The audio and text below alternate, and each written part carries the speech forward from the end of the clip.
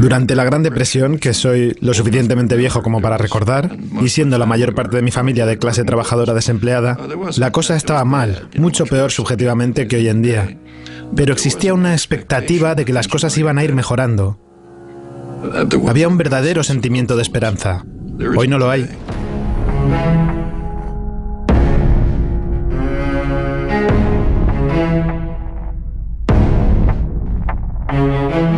La desigualdad actual realmente no tiene precedentes. Si nos fijamos en la desigualdad total, es similar a la de los peores periodos de la historia de Estados Unidos.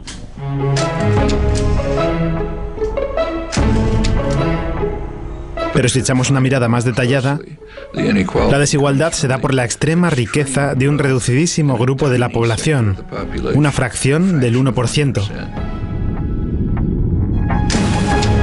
Hubo épocas, como la Edad Dorada de los años 20 o los felices 90 y algunos otros, en los que la situación se desarrolló de forma bastante parecida.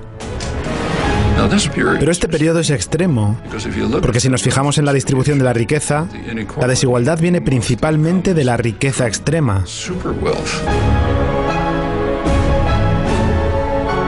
Literalmente la décima parte de un 1% que son extremadamente ricos.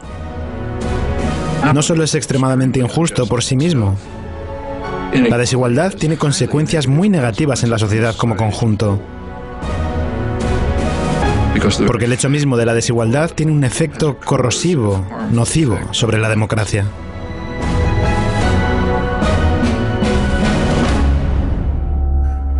Empezó usted hablando del sueño americano. Una parte del sueño americano es la movilidad social. Naces pobre, trabajas duro y te haces rico. Para un trabajador era posible conseguir un empleo digno, comprarse una casa, un auto, poder llevar a sus hijos a la escuela. Todo eso se derrumbó.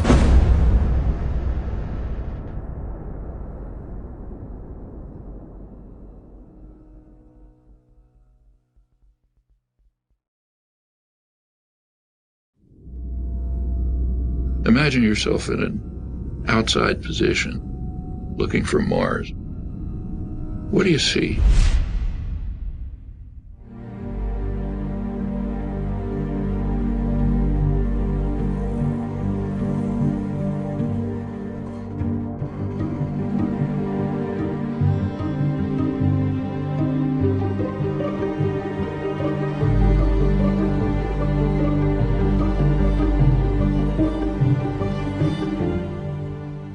En Estados Unidos hay valores que se profesan, como la democracia.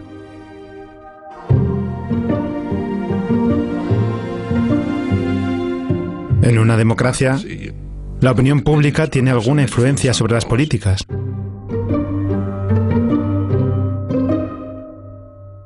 Y luego los gobiernos llevan a cabo ciertas políticas determinadas por el pueblo. De eso trata la democracia. Es importante entender que a los sectores privilegiados y poderosos nunca les ha gustado la democracia y por muy buenas razones. La democracia pone el poder en manos de la población mayoritaria y se la arrebata a ellos.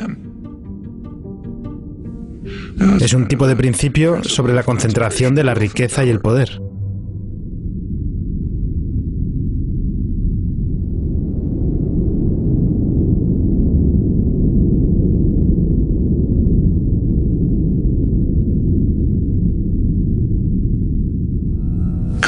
La concentración de la riqueza provoca concentración del poder.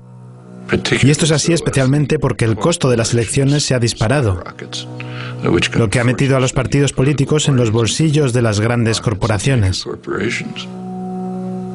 Y este poder político rápidamente se traduce en legislación que incrementa la concentración de riqueza. Así que las políticas fiscales como las relativas a impuestos, la desregulación, las reglas de gobierno corporativo y toda una variedad de medidas políticas, son diseñadas para incrementar la concentración de la riqueza y del poder, lo que a su vez genera más poder político para hacer lo mismo. Y esto es lo que hemos estado viendo. Así que tenemos esta especie de círculo vicioso funcionando.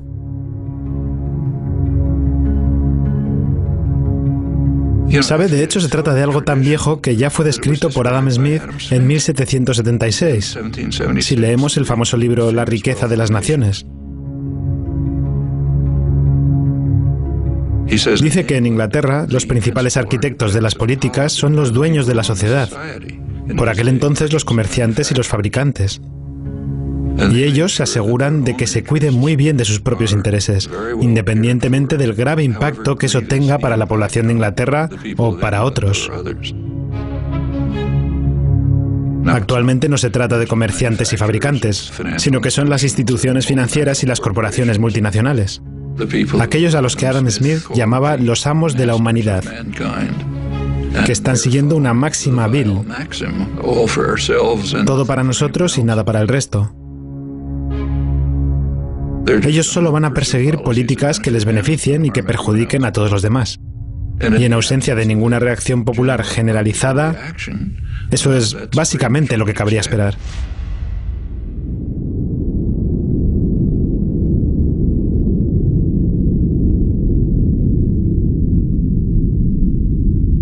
Durante toda la historia de Estados Unidos ha habido un enfrentamiento que sigue en marcha entre la presión para conseguir mayor libertad y democracia que viene desde abajo y los esfuerzos de la élite por aumentar el control y la dominación que vienen desde arriba.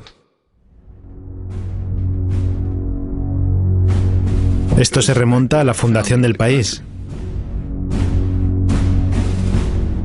James Madison, el principal legislador de la Constitución, que creía en la democracia como nadie en el mundo en aquellos días, pensaba, sin embargo, que el sistema estadounidense debería estar diseñado, y de hecho, gracias a su iniciativa, se diseñó de ese modo, de manera que el poder estuviera en manos de los más ricos, porque los más ricos eran el grupo de hombres más responsables. Y por ello, la estructura del sistema constitucional formal puso más poder en manos del Senado. Recuerden que el Senado no era elegido en aquella época, era seleccionado por los más ricos. Hombres que, como el propio Madison escribió, sentían simpatía por los propietarios y sus derechos. Si se leen los debates de la Convención Constitucional, Madison dijo que la mayor preocupación de la sociedad ha de ser proteger a la minoría opulenta contra la mayoría. Y tenía sus argumentos.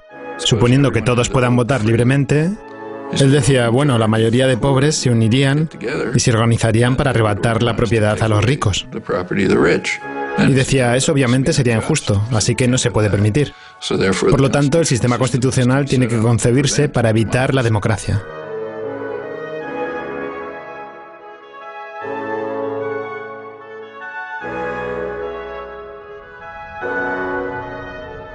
Which is of some interest that this debate has a hoary tradition, goes back to the first major book on political systems, Aristotle's Politics. He says of all of them, the best is democracy, but then he points out exactly the flaw that Madison pointed out. If Athens were a democracy for free men, the poor would get together and take away the property of the rich. Well, same dilemma, they had opposite solutions. Aristotle proposed what we would nowadays call a welfare state. He said, try to reduce inequality.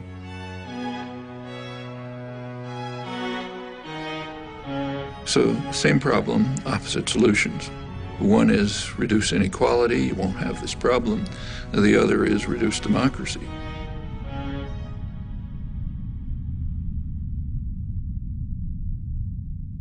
Si miramos la historia de Estados Unidos, es una lucha constante entre estas dos tendencias.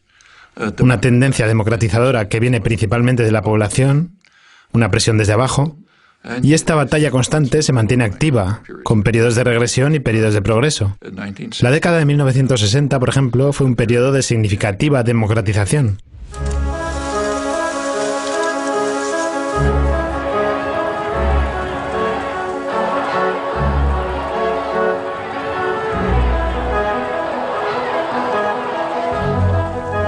Sectores de la población que solían ser pasivos y apáticos se organizaron y se volvieron activos, empezando a presionar en favor de sus demandas. they became more and more involved in decision-making, activism, and so on. It just changed consciousness in a lot of ways.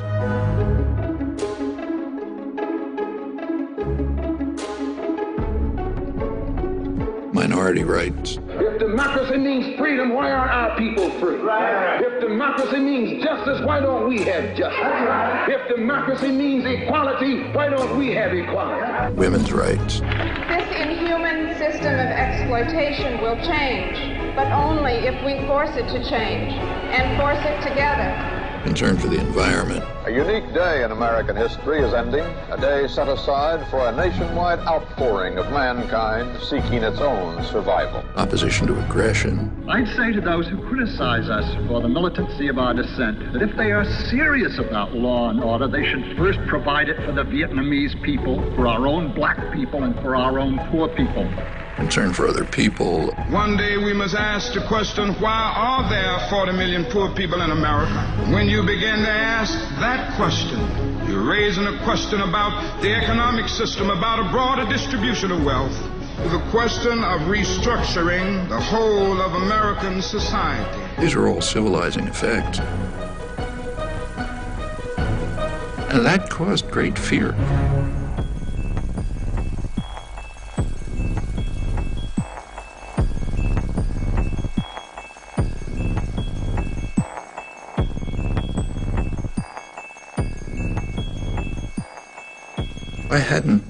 No pronostiqué el poder.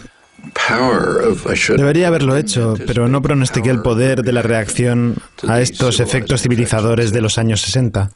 No pronostiqué la fuerza de la reacción ante aquello. El contraataque.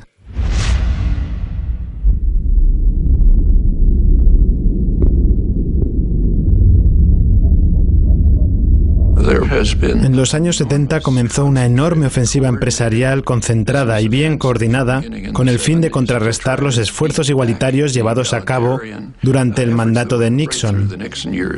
Y esto se nota en muchos aspectos. La derecha se manifiesta en cosas como el famoso memorando de Powell. Enviado a la Cámara de Comercio, el mayor grupo de presión empresarial, por Louis Powell, posteriormente juez de la Corte Suprema.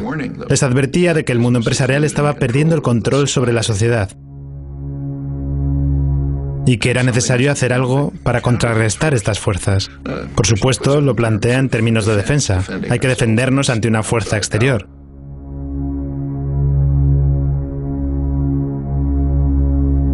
Pero si se fija, en realidad es un llamamiento al mundo empresarial para que utilice su control sobre los recursos con el fin de llevar a cabo una gran ofensiva contra esta ola democratizadora.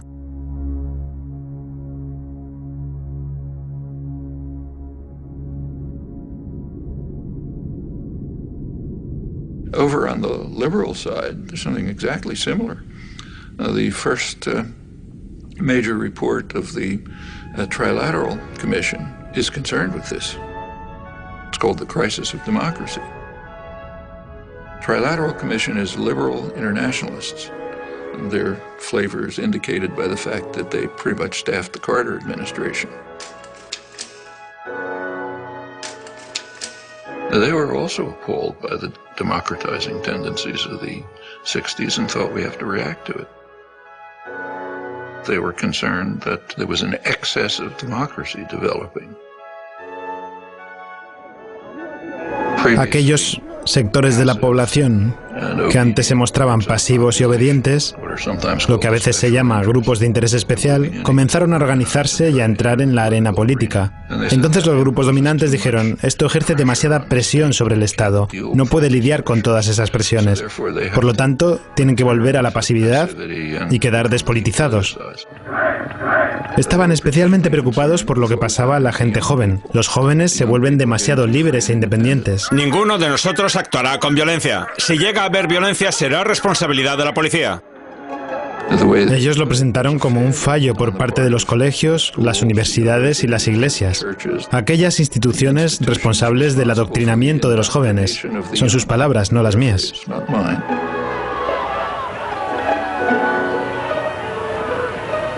Si nos fijamos en su estudio, hay un interés que nunca mencionan: los negocios privados.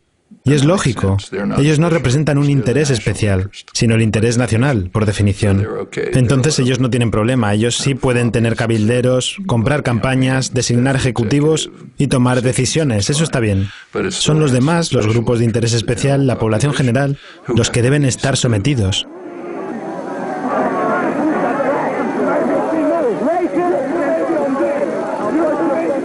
Bueno, este es el espectro. Es como una parte ideológica del contraataque. Pero el mayor contraataque que se estaba gestionando en paralelo a este fue simplemente rediseñar la economía.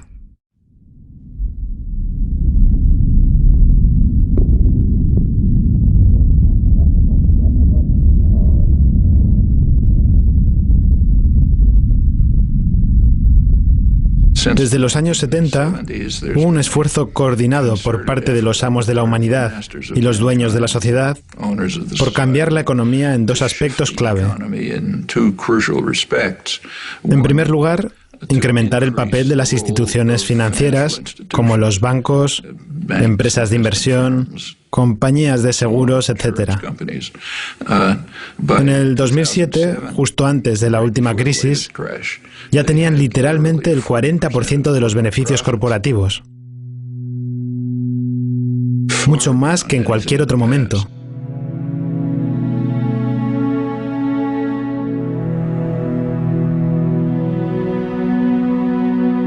En los años 50 del siglo pasado, como durante muchos años hasta entonces, la economía de Estados Unidos se basaba principalmente en la producción. Estados Unidos era el gran centro industrial a nivel mundial.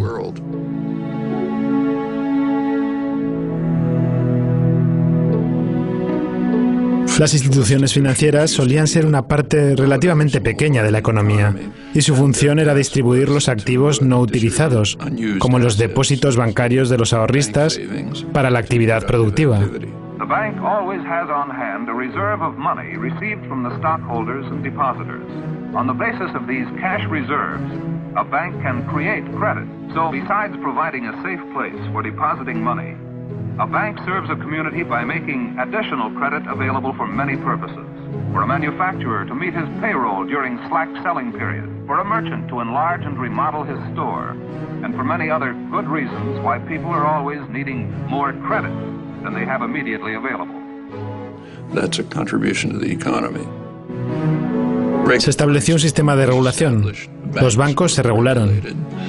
Los bancos comerciales y los bancos de inversión fueron separados para limitar sus prácticas de inversión de riesgo que pudiesen afectar a los particulares. Como recordarán, durante el periodo de regulación no hubo quiebras financieras, pero a partir de los 70 la cosa cambió.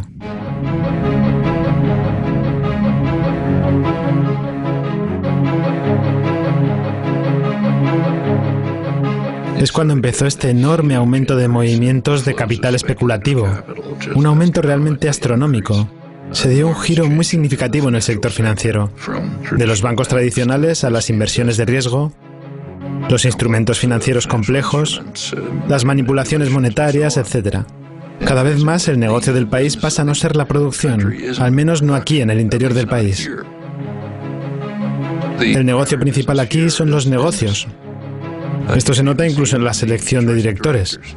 En los años 50 o 60 del siglo pasado, el director de una importante corporación estadounidense muy probablemente era ingeniero, alguien que estudió gestión industrial en el Instituto Tecnológico de Massachusetts, por ejemplo. Pero actualmente los que ocupan los cargos de dirección y otros altos cargos de gestión son graduados de escuelas de negocios que aprendieron artimañas financieras de todo tipo y cosas por el estilo. En los años 70, General Electric, por ejemplo, podía sacar más beneficio mediante juegos financieros que cualquiera produciendo bienes en Estados Unidos. Hay que recordar que General Electric hoy en día es esencialmente una institución financiera. Hace la mitad de sus beneficios moviendo capital de maneras complicadas. Y no está nada claro si realmente generan algún valor para la economía. Existe un fenómeno llamado financiarización de la economía. Junto con este proceso se da la deslocalización de la producción.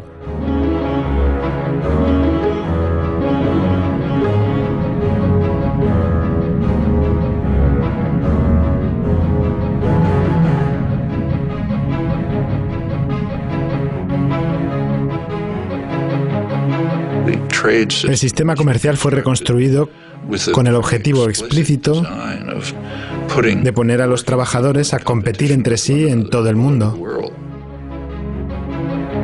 Y esto conduce a una reducción en el porcentaje de ingresos que recibirá la clase trabajadora. It's been particularly striking in the United States, but it's happening worldwide. It means that an American worker is in competition with a super exploited worker in China. Los profesionales altamente remunerados están protegidos. Ellos no tienen que competir con el resto del mundo en absoluto. Y por supuesto, el capital puede moverse libremente. Los trabajadores, la mano de obra, no pueden moverse libremente, pero el capital sí. Otra vez, remitiéndonos a los clásicos como Adam Smith, él señaló que la libre circulación de la mano de obra es la base de cualquier sistema de libre comercio. Pero los trabajadores permanecen en su mayoría atrapados. Los ricos y los privilegiados están protegidos y las consecuencias son obvias. Ellos reciben reconocimiento y elogios. Las políticas están diseñadas para incrementar la inseguridad. Alan Greenspan, a la hora de declarar ante el Congreso, explicó su éxito en la gestión económica con lo que él llama una mayor inseguridad de los trabajadores. La limitación en el aumento de los sueldos se ha hecho evidente en los últimos años.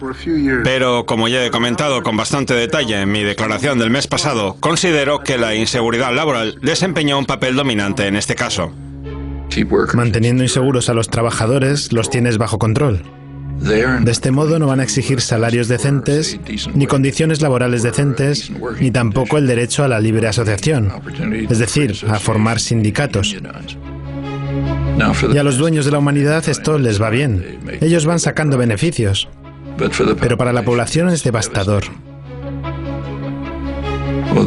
Estos dos procesos, la financiarización y la deslocalización de la producción, contribuyen al círculo vicioso de la concentración de la riqueza y del poder.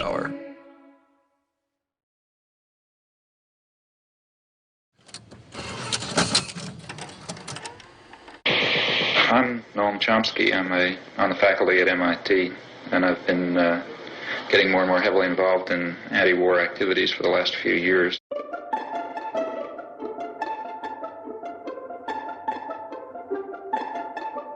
Noam Chomsky has made two international reputations. The widest is as one of the national leaders of American resistance to the Vietnam War. The deepest is as a professor of linguistics who, before he was 40 years old, had transformed the nature of his subject. You are identified with the New Left, whatever that is. You certainly have been an activist as well as a writer. El profesor Noam Chomsky aparece en cualquier lista entre la media docena de los principales héroes de la nueva izquierda. Se ganó esta reputación adoptando en los últimos 2 o 3 años una serie de posturas firmes que como mínimo rechazan la política exterior de Estados Unidos y como máximo a Estados Unidos en sí.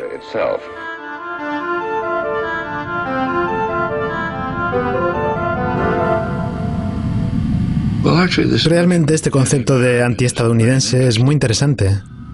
Es un concepto verdaderamente totalitario. No se usa en las sociedades libres. Es decir, si alguien, por ejemplo, en Italia, critica a Berlusconi o la corrupción del Estado, etc., nunca los llamarán anti-italianos.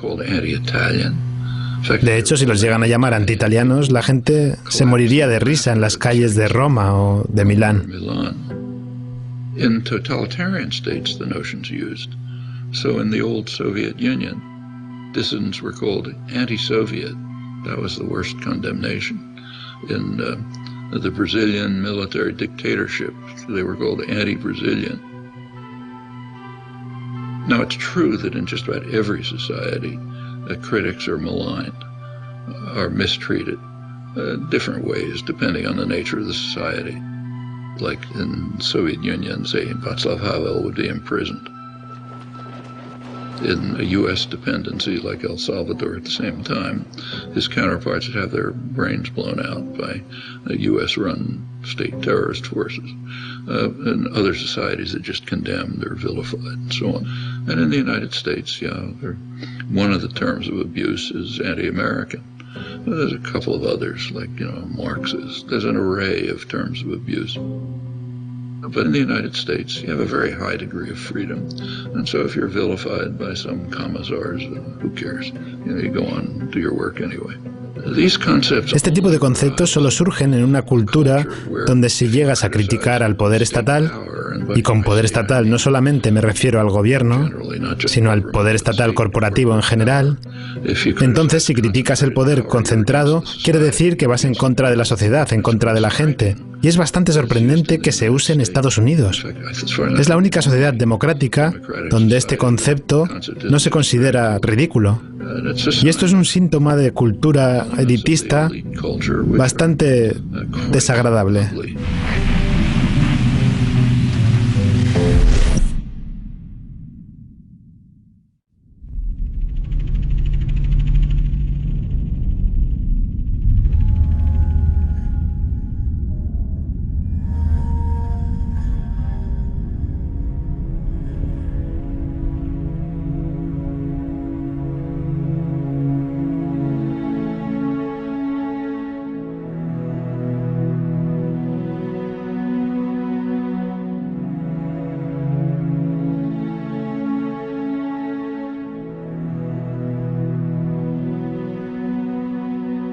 El sueño americano, como muchos ideales, era en parte simbólico, pero también en parte real. Los años 50 y 60 fueron los años de mayor crecimiento en toda la historia de la economía estadounidense. La Edad de Oro. Era un crecimiento bastante igualitario, es decir, la quinta parte más pobre del país prosperaba al mismo ritmo que la quinta parte más rica. El gobierno implementó algunas medidas de bienestar social que mejoraron la vida de la mayor parte de la población. Por ejemplo, un trabajador negro podía encontrar un trabajo decente en una fábrica de automóviles, comprar una casa, un auto, llevar a los niños a la escuela, etc. Y lo mismo en todos los ámbitos. Cuando Estados Unidos era principalmente un centro industrial, se preocupaba por sus consumidores aquí en el país. Es sabido que Henry Ford subió el salario de sus empleados para que pudieran comprar automóviles. Cuando te fijas en la plutonomía internacional, como les gusta llamarles a los bancos, que es un pequeño porcentaje de la población mundial que acumula cada vez más riqueza, ya no les preocupa casi lo que les ocurre a los consumidores estadounidenses, porque de todas formas la mayoría de ellos no van a consumir sus productos, al menos no a gran escala. Sus objetivos son los beneficios del próximo trimestre, aunque se basen en manipulaciones financieras, un salario alto, unas bonificaciones generosas, producir en el extranjero si es necesario, y producción orientada a las clases ricas del país y sus iguales en el extranjero. ¿Y qué hay del resto? Para referirnos a ellos también hay un término que se está usando ahora. Los llaman precariado o proletariado precario. La clase trabajadora mundial que vive una vida cada vez más precaria. Y esto está relacionado con la actitud hacia el país en su conjunto.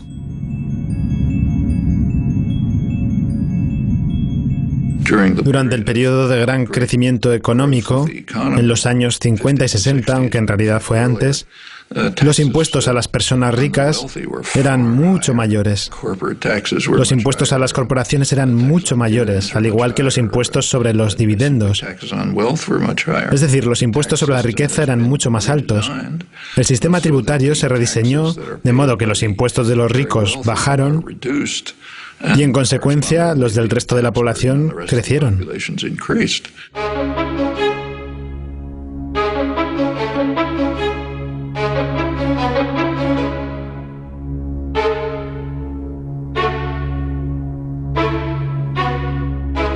Ahora se tiende a mantener solamente los impuestos sobre el salario y sobre el consumo, que es algo que todos tienen que pagar, no sobre los dividendos que solo afectan a los ricos. Y las cifras son bastante chocantes.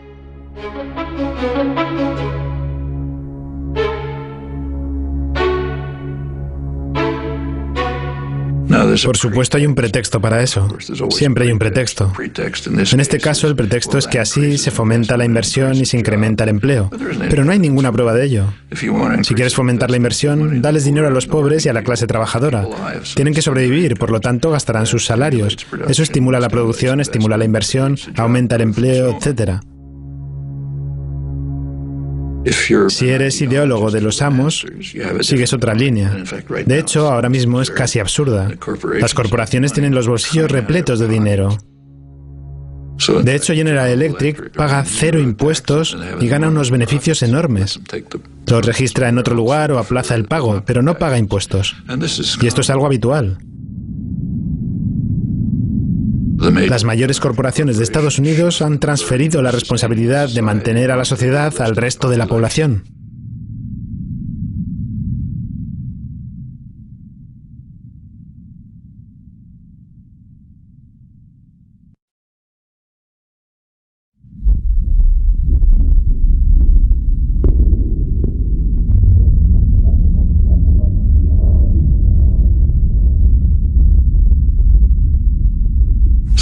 La solidaridad es bastante peligrosa. Desde el punto de vista de los amos, solo tienes que preocuparte por ti mismo, no por los demás.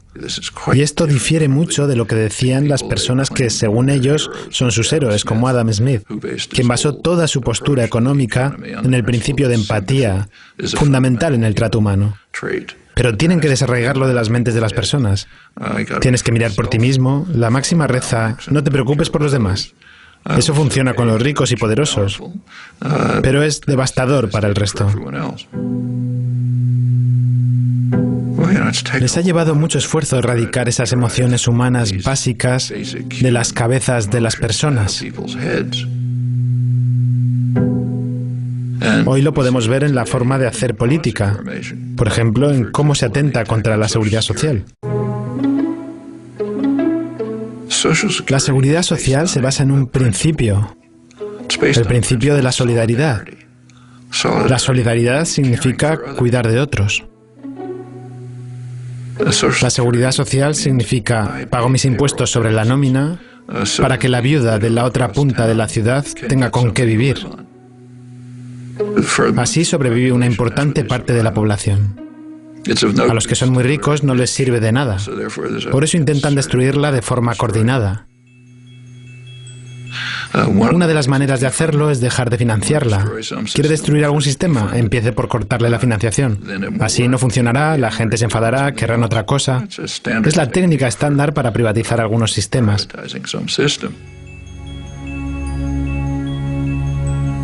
Lo vemos en sus ataques contra las escuelas públicas. Las escuelas públicas se basan en el principio de la solidaridad. Mis niños ya no van a la escuela, ya se han hecho mayores. Pero el principio de solidaridad dice, pago felizmente mis impuestos para que los niños de la calle de enfrente puedan ir a la escuela. Es una emoción humana normal, pero tienen que erradicarla de nuestras mentes. Mis niños ya no van a la escuela, ¿para qué voy a pagar impuestos? Privatícenla, y así todo. El sistema de educación pública, desde las guarderías hasta la educación superior, está sufriendo un ataque severo. Es una de las joyas de la sociedad estadounidense.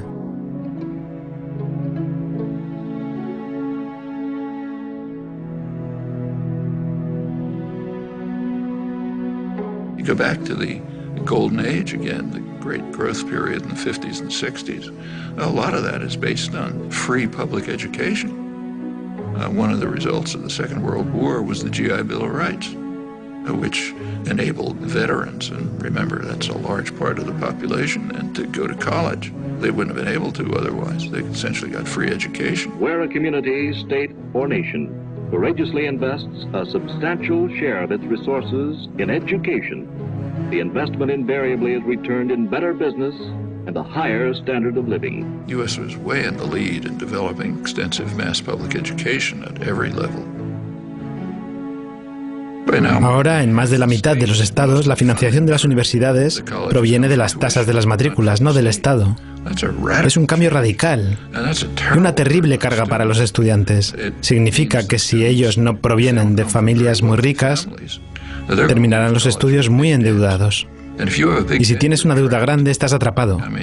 Quiero decir que tal vez quieras ser un abogado de intereses públicos, pero tendrás que ir a un bufete corporativo para saldar esas deudas. Y una vez que formes parte de ese mundo, ya no podrás salir de él. Y es así en todos los ámbitos. In the 1950s, it was a much poorer society than it is today, but nevertheless could easily handle essentially free mass higher education. Today, a much richer society claims doesn't have the resources for it. That's just what's going on right before our eyes. That's the general attack on principles that, not only are they humane, they're the basis of the prosperity and health of this society.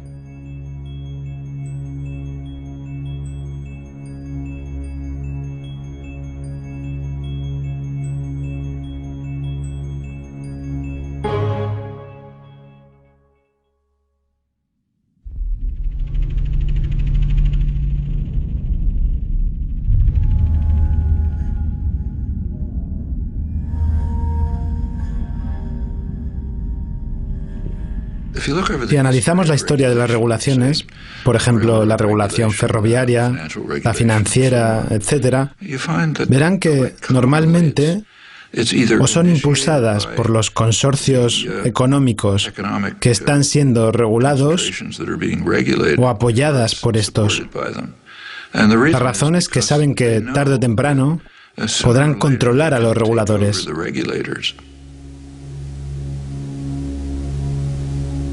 Todo termina con lo que se llama captura regulatoria. Los negocios regulados en realidad controlan a los reguladores.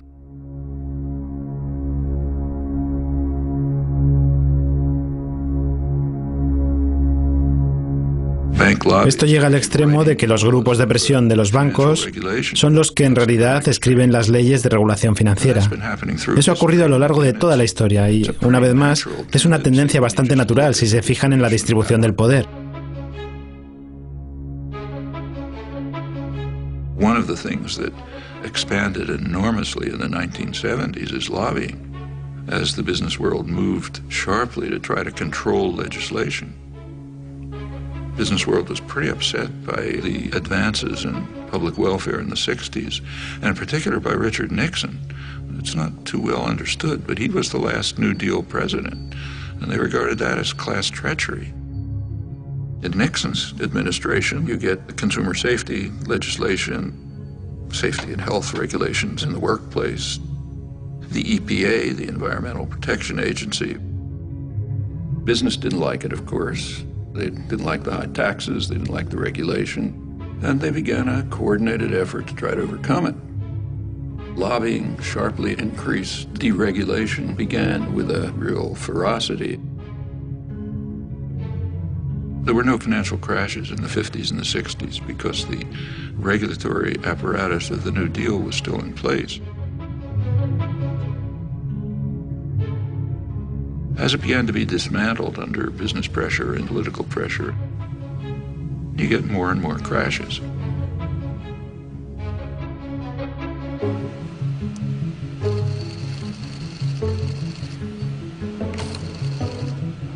Esto continuó durante años.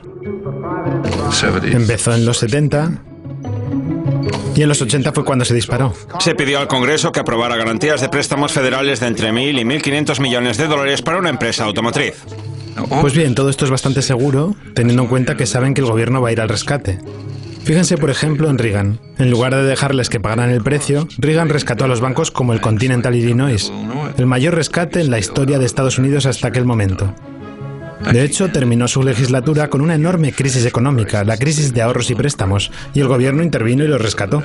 El presidente Bush firmó hoy la ley para el rescate de $300 millones de la crisis de ahorros y préstamos. En 1999 se desmanteló la regulación para separar a los bancos comerciales de los bancos de inversión. Entonces llegaron los rescates de Bush y de Obama. Bear Stearns acude al gobierno federal para mantenerse a flote. El presidente Bush defendió la decisión de rescatar a Citigroup. Fannie Mae y Freddie Mac solicitaron un total de $3.000 millones más. El rescate podría ser mucho mayor, suponiendo el agravamiento de los problemas económicos de Estados Unidos. Y ya están creando el siguiente rescate.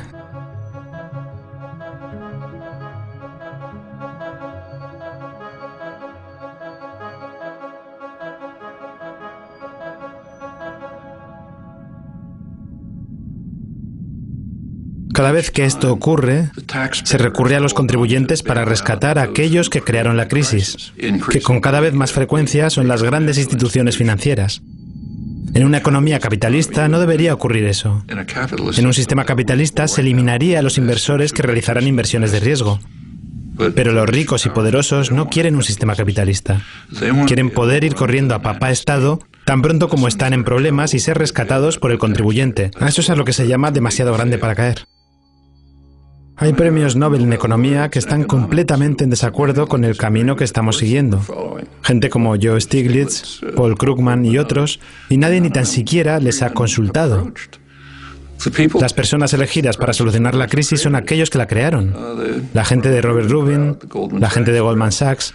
Ellos crearon la crisis y ahora son más poderosos que antes. ¿Es esto un accidente? No cuando eliges a esas personas para establecer un plan económico. Quiero decir, ¿qué esperaban que sucediese?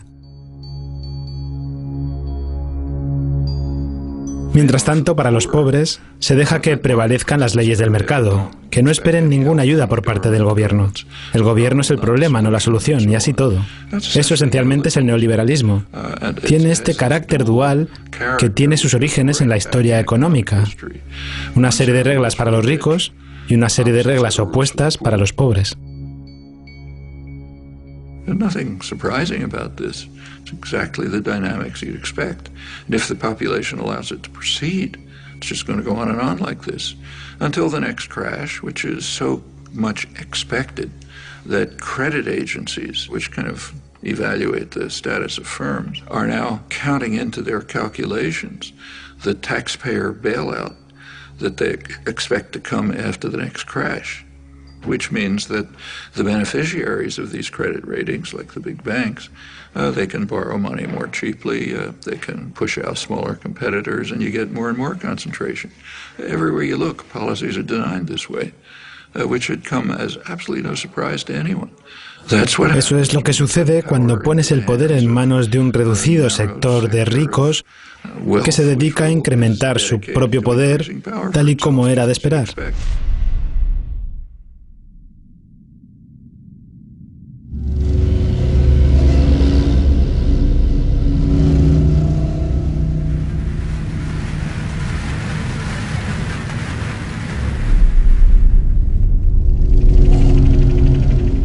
La concentración de la riqueza provoca concentración del poder político. Y esto es así especialmente porque el costo de las elecciones se ha disparado, lo que ha metido a los partidos políticos en los bolsillos de las grandes corporaciones. The Citizens United, this was January 2009, I guess. That's a very important decision, Supreme Court decision, but it has a history, and you got to think about the history. The 14th Amendment has a provision that says no person's rights can be infringed without due process of law. And the intent, clearly, was to protect freed slaves. It says, okay, they've got the protection of the law. I don't think it's ever been used for freed slaves, if ever, marginally. Almost immediately, it was used for businesses, corporations. Their rights can't be infringed without due process of law. So they gradually became persons under the law.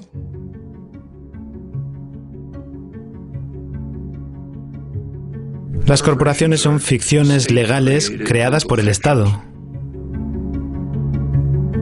Quizás sean buenas, quizás sean malas, pero considerar las personas resulta bastante escandaloso.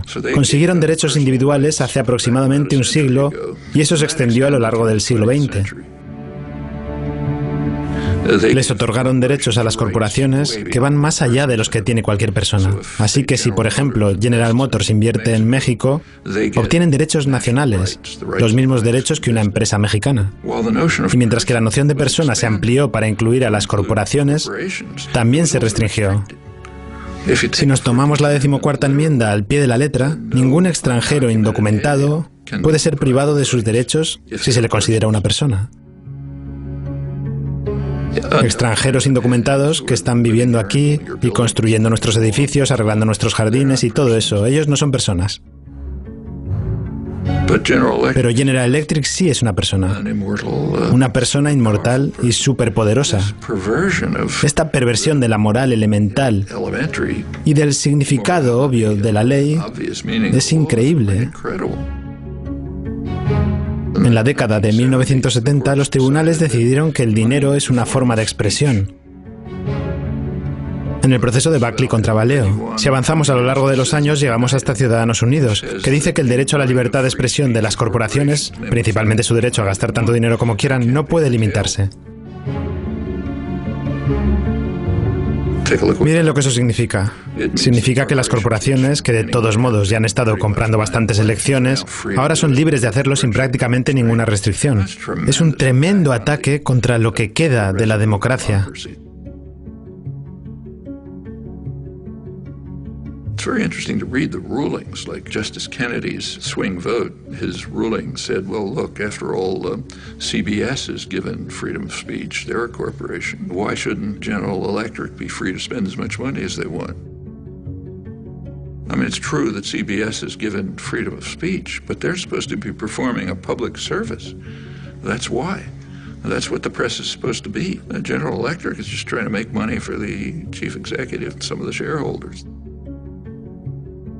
It's an incredible decision, and it puts the country in a position where business power is greatly extended beyond what it always was. This is part of that vicious cycle. The Supreme Court justices are put in by reactionary presidents who get in there because they're funded by business. It's the way the cycle works.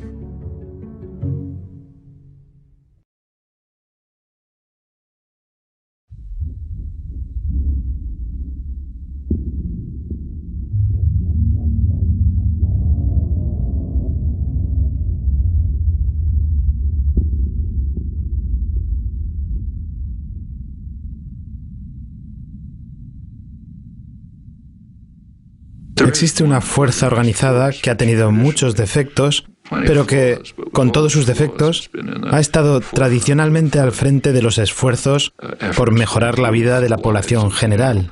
Es el movimiento obrero organizado. Y es también una barrera contra la tiranía corporativa. Así que es la única barrera a este círculo vicioso que sigue funcionando y que conduce a la tiranía corporativa.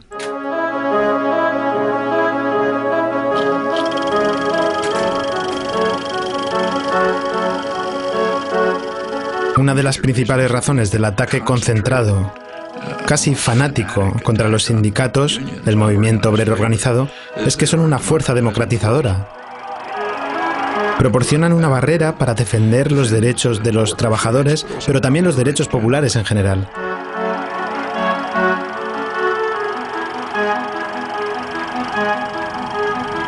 Esto interfiere con las prerrogativas y el poder de los que poseen y manejan la sociedad.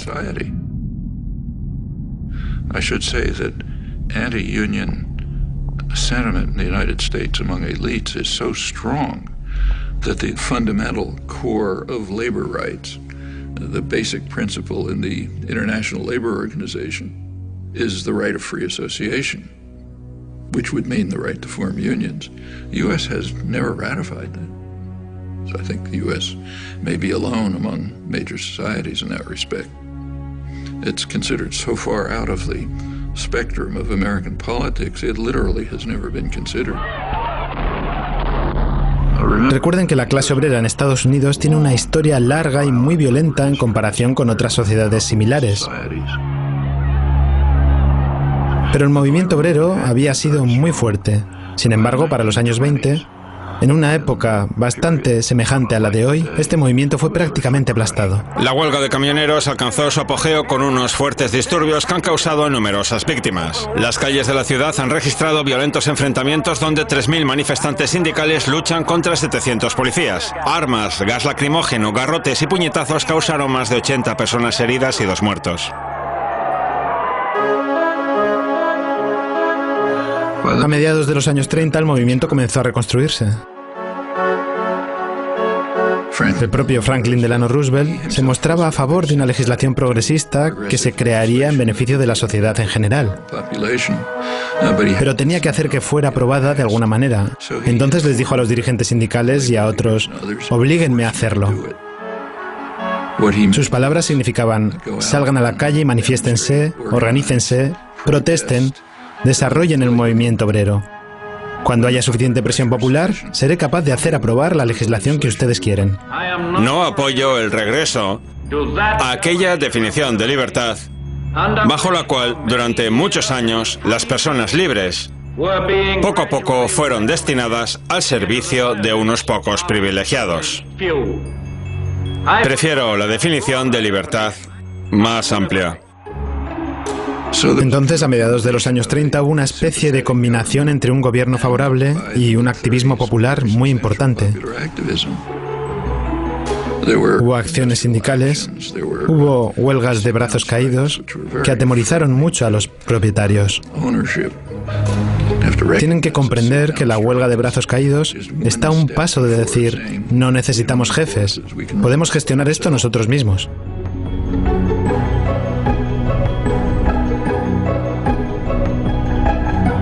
Y los empresarios estaban horrorizados. Si lee la prensa económica de finales de los años 30, verá que se hablaba del riesgo que corría el empresario industrial, del creciente poder político de las masas que debía ser reprimido. Durante la Segunda Guerra Mundial hubo una pausa, pero inmediatamente después de la guerra comenzó con fuerza la ofensiva del empresariado. Taft-Hartley Act was written for only one purpose: to restore justice and equality in labor management relations. McCarthyism was used for massive corporate propaganda offensives to attack unions. It increased sharply during the Reagan years. I mean, Reagan pretty much told the business world, if you want to illegally break organizing efforts and strikes, go ahead. They are in violation of the law, and if they do not report for work within 48 hours, they have forfeited their jobs and will be terminated. Continued in the 90s, and of course with George W. Bush, who went through the roof. Actualmente, menos del 7% de los trabajadores del sector privado tienen sindicatos.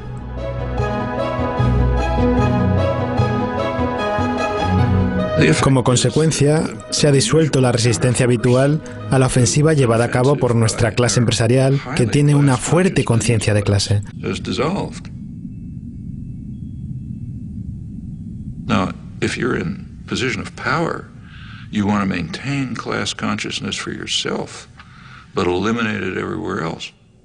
You go back to the 19th century, in the early days of the Industrial Revolution in the United States, working people were very conscious of this. They, in fact, overwhelmingly regarded wage labor as not very different from slavery, different only in that it was temporary. In fact, it was such a popular idea, that was a slogan of the Republican Party. Well, that was a very sharp class consciousness. Sin embargo, a los que tienen poder y privilegios no les interesa que el pueblo tenga ideas relacionadas con la conciencia de clase.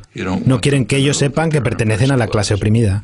Y como resultado, tenemos una de las pocas sociedades en las que simplemente no se habla de clases. En realidad, el concepto de clase es muy sencillo. ¿Quién da las órdenes? ¿Quién las cumple? Es lo que básicamente define la clase. Claro que es algo más matizado y complejo, pero es así básicamente.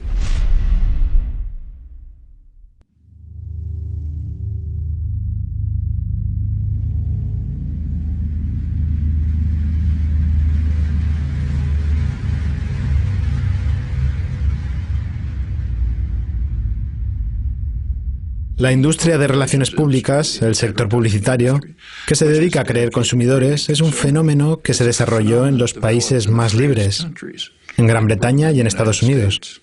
Y eso tiene una razón muy clara. Más o menos hace un siglo se hizo evidente que no iba a ser fácil controlar a la población por la fuerza. Se había ganado demasiada libertad. Había organizaciones de trabajadores, en los parlamentos de muchos países había partidos obreros, las mujeres comenzaban a tener derecho a voto, etc. Se necesitaban otros medios para controlar a la gente. Entonces se llegó a la conclusión y se expresó claramente que para controlar a las personas era necesario controlar sus creencias y actitudes. Una de las mejores maneras de controlar a la gente en términos de actitudes es lo que el gran economista político Thorstein Veblen llamó fabricación de consumidores.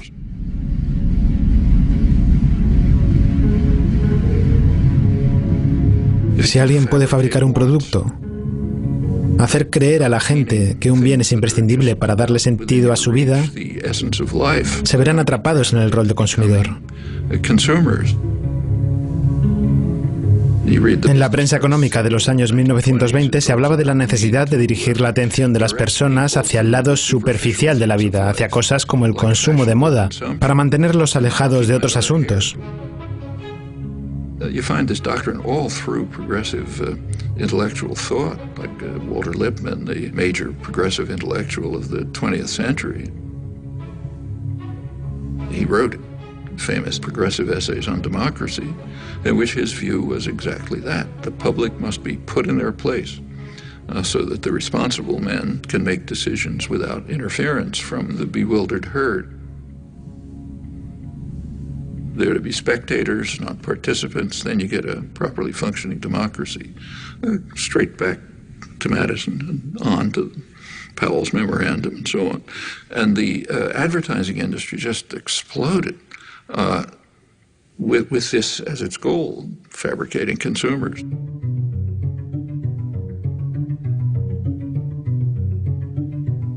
And it's done with great sophistication. You don't see many wild stallions anymore.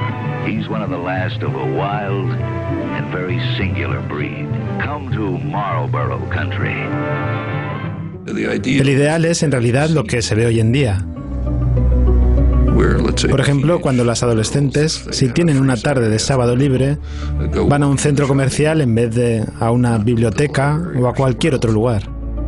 La idea es intentar controlar a cada uno para convertir a toda la sociedad en un sistema perfecto. Ese sistema perfecto estaría basado en una dualidad, en un dúo. Ese dúo sería el individuo y su televisión, o tal vez hoy en día el individuo e Internet. La televisión e Internet mostrarían a la persona cómo debería ser la vida apropiada y qué aparatos debería tener uno. Y el individuo acaba gastando su tiempo y sus esfuerzos en obtener esas cosas que en realidad no quiere y no necesita, que tal vez tiraría, pero que establecen la medida de una vida decente. Es lo que vemos, por ejemplo, en los comerciales televisivos. Si usted ha asistido a un curso de economía, sabe que los mercados deberían basarse en consumidores informados que toman decisiones racionales. Si tuviéramos un sistema así, un comercial televisivo de, digamos, General Motors, nos presentaría información concreta diciendo, esto es lo que tenemos para vender. Pero los comerciales de automóviles no son así. En los comerciales de automóviles, un jugador estrella de fútbol o una actriz hacen algunas locuras con el automóvil. Por ejemplo, escalan una montaña. La idea es crear consumidores mal informados que tomen decisiones irracionales. Ese es el objetivo de la publicidad. Y cuando la misma institución, el sistema de relaciones públicas, organiza las elecciones, lo hacen del mismo modo.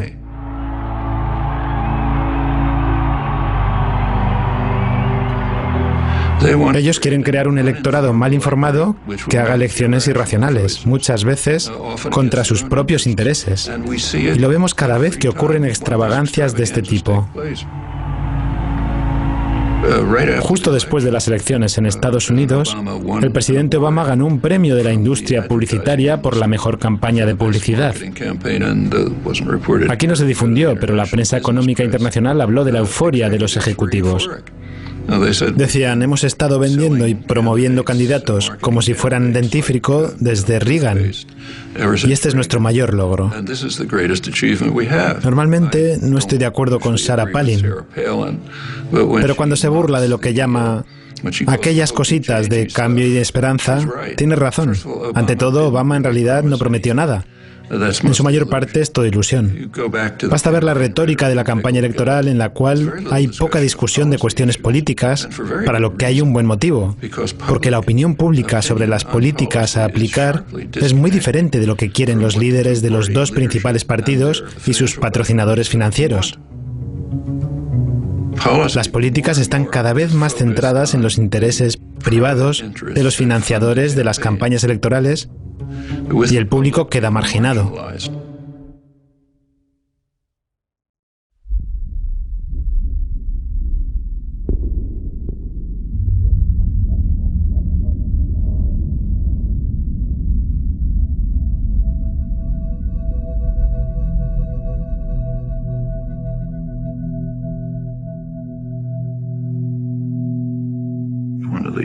Uno de los más importantes científicos políticos, Martin Gilens, presentó un estudio de la relación entre las actitudes públicas y las políticas públicas, según el cual cerca del 70% de la población no tiene ninguna influencia sobre las políticas.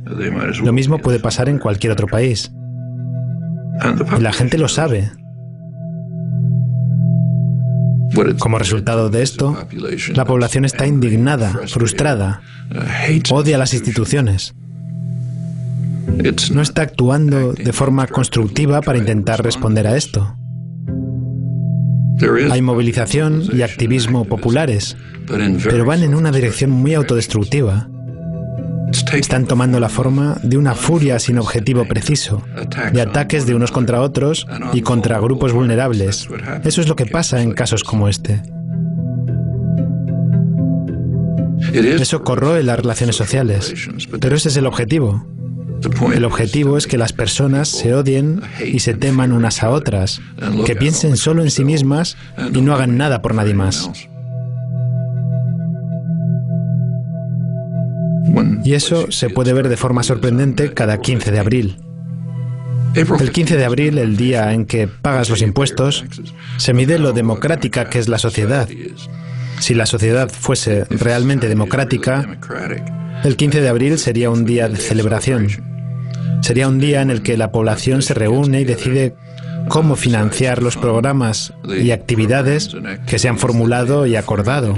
¿Qué podría ser mejor que eso? Debería ser una celebración. Eso no es lo que ocurre en Estados Unidos. Es un día de luto. Es un día en el que un poder ajeno, que no tiene nada que ver con uno, viene a robar su dinero, ganado con el sudor de su frente. Y uno hace todo lo posible para evitarlo.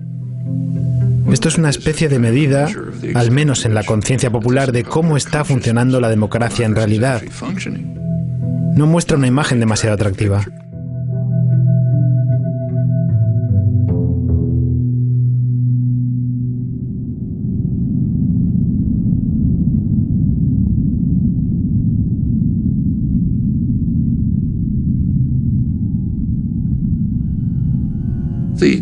Las tendencias que hemos estado describiendo en la sociedad estadounidense, a menos que cambien, indican que va a convertirse en una sociedad horrible.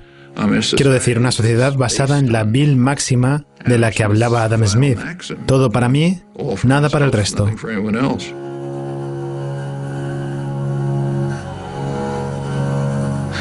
Una sociedad en la que los instintos y emociones humanos normales de empatía, solidaridad, apoyo mutuo no existen. Una sociedad tan horrible que no sé a quién le gustaría vivir en ella. Yo no querría que mis hijos lo hicieran. If the society is based on control by private wealth, it will reflect the values that it in fact does reflect.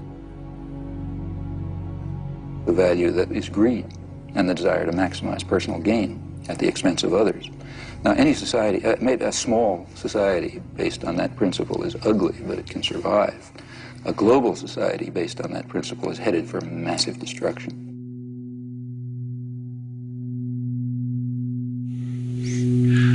Yo no creo que seamos lo suficientemente inteligentes como para diseñar en detalle lo que sería una sociedad perfectamente justa y libre.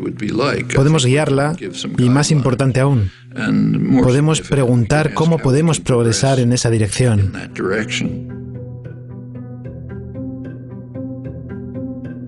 John Dewey, the leading social philosopher in the late 20th century, he argued that until all institutions, production, commerce, media, unless they're all under participatory democratic control, we will not have a functioning democratic society.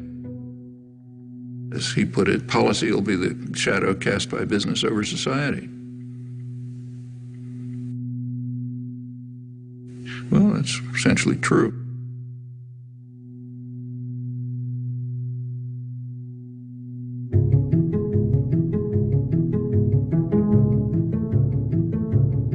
Las estructuras de autoridad, dominación y jerarquía, donde alguien da las órdenes y alguien las obedece, no se justifican solas y tienen que justificarse a sí mismas. Tienen sobre sí mismas la carga de la prueba.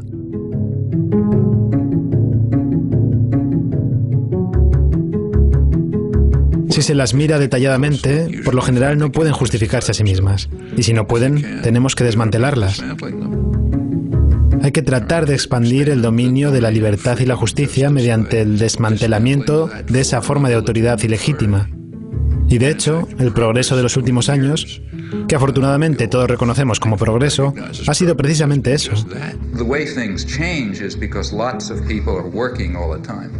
And, you know, they're working in their communities, in their workplace, or wherever they happen to be, and they're building up the basis for popular movements which are going to make changes. That's the way everything has ever happened in history. Take, say, freedom of speech. One of the real achievements of American society. It's first in the world in that. It's not in the Bill of Rights. It's not in the Constitution. Freedom of speech issues began to come to the Supreme Court in the early 20th century. The major contributions came in the 1960s. One of the leading ones was a case involving the civil rights movement. Well, by then you had a mass popular movement which was demanding rights, refusing to back down. And in that context, the Supreme Court did establish a pretty high standard of freedom of speech. Or take, say, women's rights. Women also began identifying oppressive structures, refusing to accept them, bringing other people to join with them. Well, that's how rights are won. En un cierto grado que no puede considerarse trivial, yo también he dedicado gran parte de mi vida al activismo. No de forma política, pero sí. No es algo en lo que sea muy bueno, no soy el mejor organizador. Creo que podemos ver claramente algunos defectos muy graves en nuestra sociedad, en nuestro nivel cultural, en nuestras instituciones, los cuales van a tener que ser corregidos operando fuera del marco comúnmente aceptado. Pienso que tendremos que encontrar nuevas formas de acción política. Pero los activistas son las personas que han creado los derechos que nosotros disfrutamos. No solo llevan a cabo políticas basadas en la información que reciben, sino que también contribuyen a su comprensión. Hay que recordar que es un proceso recíproco. Uno trata de hacer cosas, aprendes cosas, aprendes cómo funciona el mundo y eso te ayuda a entender cómo seguir adelante. There's huge opportunities. It is a very free society. It's still the freest in the world. Nuestro gobierno tiene una capacidad muy limitada para coaccionar. Las corporaciones pueden tratar de coaccionar, pero no disponen de los mecanismos necesarios. Hay muchas cosas que se pueden hacer si la gente se organiza, lucha por sus derechos como lo han hecho en el pasado, y así se pueden lograr muchas victorias.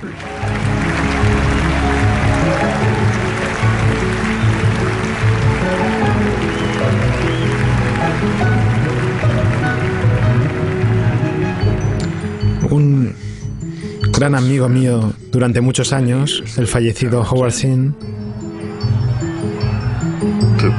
decía: lo que importa es la infinidad de pequeñas obras que hacen personas anónimas que sientan las bases para los eventos importantes que pasan a la historia. Ellos son los que han hecho cosas importantes en el pasado y ellos son los que las van a tener que hacer en el futuro.